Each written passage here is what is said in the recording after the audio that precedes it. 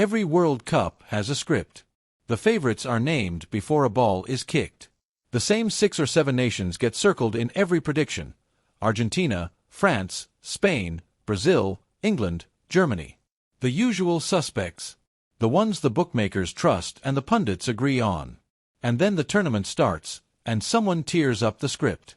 It happened in 2002, when South Korea reached the semi-finals. It happened in 2010, when Ghana came within inches of becoming Africa's first-ever World Cup semi-finalist.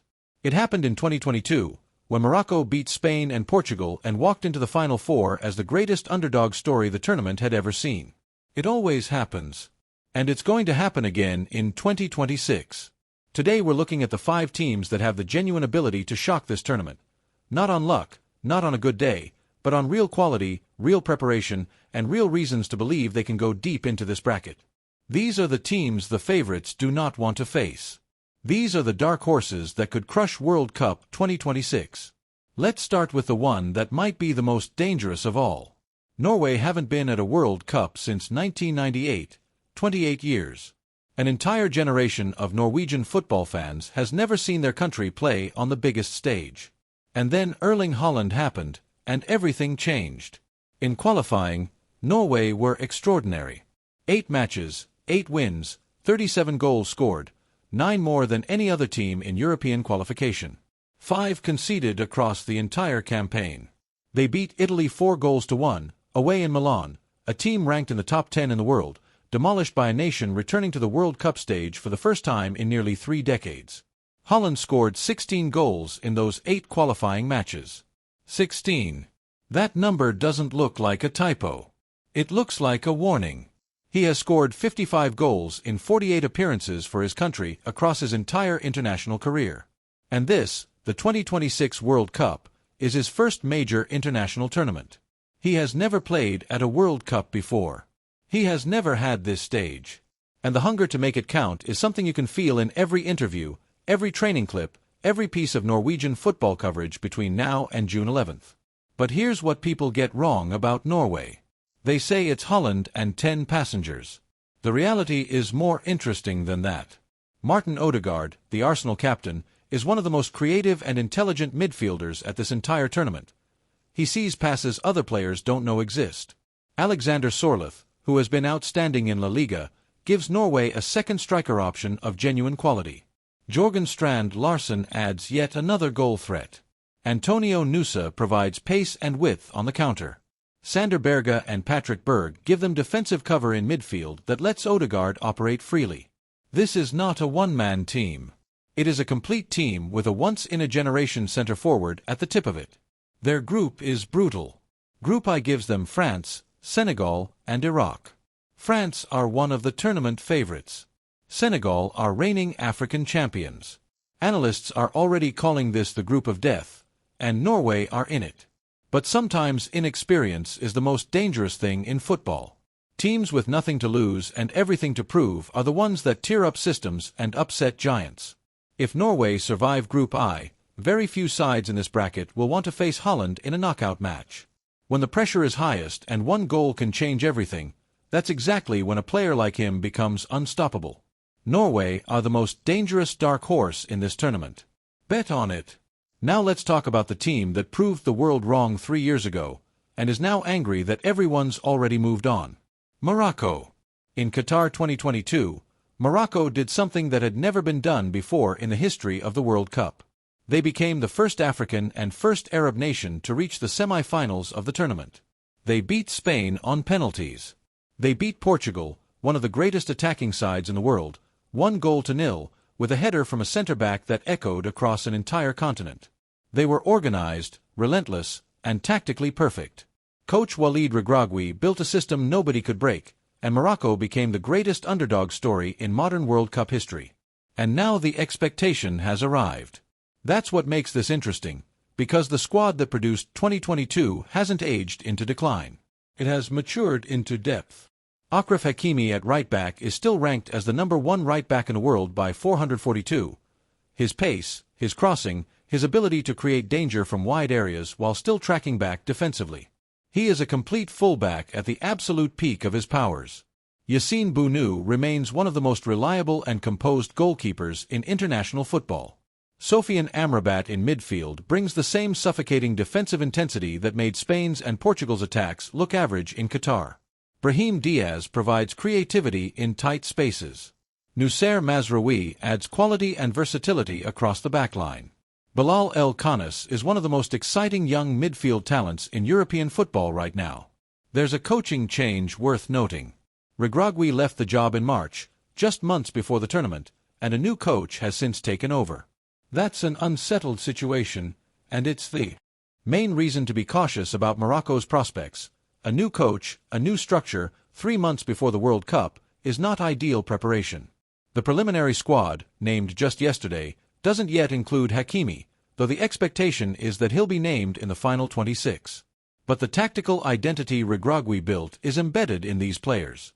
Low block, quick transitions, collective defending, set-piece danger. That system doesn't disappear when a coach changes. It lives in the muscle memory of players who have drilled it together for years. And the psychological shift that 2022 created is permanent. Morocco no longer arrive at tournaments fearing the bigger nations. They've already beaten them. That knowledge doesn't expire.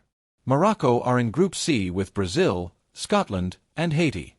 They have a realistic path to the knockout rounds, and once they're in that bracket, the 2022 run tells you exactly what they're capable of. The Atlas Lions are coming, and they know how to make giants uncomfortable. Number 3, and this is a team the rest of the world still underestimates, despite the evidence stacked right in front of them. Japan. Here's the thing about Japan at a World Cup. The football world tends to respect them in a polite, slightly condescending way.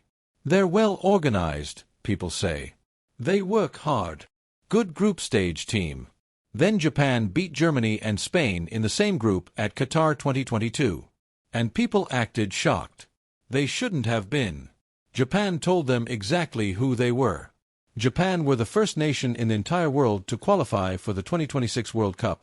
Not the first Asian nation, the first nation anywhere on Earth. They topped their qualifying group with 7 wins, 2 draws, and 1 loss across 10 matches, scoring 30 goals. They beat Bahrain 2-0 on March 20, 2025, sealed their spot, and went home to prepare. While everyone else was still fighting for qualification, Japan were already in the gym. Now look at the squad. 6 players from the Bundesliga, one of the top 2 leagues in world football for tactical intensity and defensive quality. 3 Premier League players. Hiroki Ito from Bayern Munich in defense. Ritsu Doan from Eintracht Frankfurt on the wing, the same Ritsu Doan who scored the equalizing goals against both Germany and Spain off the bench in Qatar 2022. Wataru Endo captaining from Liverpool.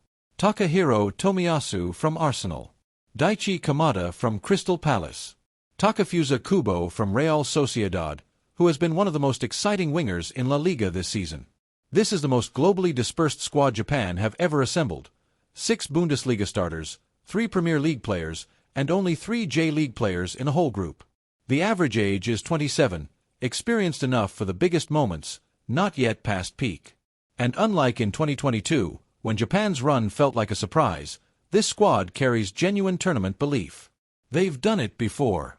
The round of 16 exit on penalties against Croatia was painful, but what it proved was that Japan could live with the best teams in the world for 90 minutes. Their group puts them with the Netherlands, Sweden, and Tunisia. The Netherlands are a top 8 side at this tournament.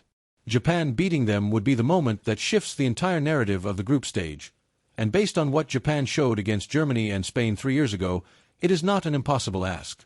Japan's tactical discipline, their high press, and their ability to absorb pressure and hit on the counter make them exactly the kind of team that organized European sides struggle to handle. Japan's mission in 2026 is to break their round of 16 curse. Every Japan fan knows it. Every analyst who covers Asian football knows it. Japan have reached the last 16 at 3 consecutive tournaments and gone out on penalties each time. In 2026, they want to go further, and the squad they've brought to do it is the best in their history. If you're building a bracket and looking for where the chaos comes from, write Japan in ink. Number 4, and this story has a personal dimension that makes it one of the most emotionally loaded dark horse cases in the entire tournament. Egypt and Mohamed Salah. Salah is 33 years old. He has been the finest African footballer of his generation, arguably one of the 5 best players in the world for the past 8 years. He has scored 67 goals in 115 appearances for Egypt. He has won the Premier League, the Champions League, been nominated for the Ballon d'Or, scored in the biggest moments across European football, and he has never played at a World Cup in his prime. Egypt failed to qualify in 2022. The pain of that was enormous. This is his tournament. This is the one he's been waiting for. The squad announced 2 days ago, on May 20th, named Salah as captain. He'll be joined in attack by Omar Marmoush, who has had an extraordinary season at Manchester City, and an uncapped 18-year-old from Barcelona's youth ranks named Hamza Abdul Karim, whose inclusion has generated real excitement in Egyptian football. Coach Hossam Hassan has built a squad that mixes experienced internationals with emerging talent. Egypt will play a friendly against Brazil in Cleveland on June 6, 5 days before the tournament starts, as their final preparation test. Egypt's group is Group G, alongside Belgium, New Zealand, and Iran. Belgium are strong and likely to top the group, but the battle for second place between Egypt and Iran is one of the most intriguing secondary storylines of the entire group stage. Egypt sit 8 spots below Iran in the FIFA rankings, but Iran's off-pitch situation and the uncertainty surrounding their preparation make their actual readiness genuinely hard to assess. Egypt, by contrast, have had a clean, focused build-up. Their domestic preparations are in order. Here's what makes Egypt dangerous beyond Salah. Omar Marmoush had a stunning season at Manchester City, one of the best clubs in the world, a powerful, direct forward with a real eye for goal and the ability to create from wide positions. Egypt also reached the Africa Cup of Nations semi-finals earlier this year, which means this squad has recent major tournament experience together, under pressure, with real stakes.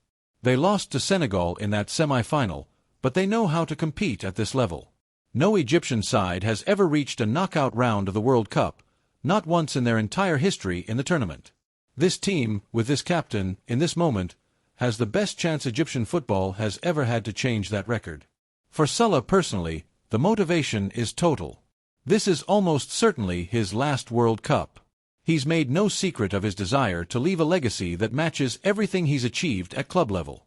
And a player driven by that kind of personal purpose, on the biggest stage in football, is one of the most dangerous forces the sport produces. Egypt won't win the World Cup, but they can cause serious damage in Group G. And if Salah finds form at this tournament, with this stage, on this mission, the entire group stage narrative could shift. And finally, number 5, the team that has everything it needs except the belief that the rest of the world takes them seriously. Senegal. This is a reigning Africa Cup of Nations contender. This is a squad that includes Kalidou Koulibaly, one of the most commanding central defenders in international football. Idrissa Gueye, a consistent force in European midfield for a decade. Pape Matar Sarr, only 22 years old and already one of the most technically complete midfielders in the Premier League. Nicholas Jackson, who finished as one of Chelsea's most important attacking players this season. Ismaila Sarr, whose pace and directness make him one of the most dangerous wide forwards in international football. And Sadio Mane leading the whole thing, still an elite attacker, still a player who raises his level when the occasion demands it. Senegal have been here before.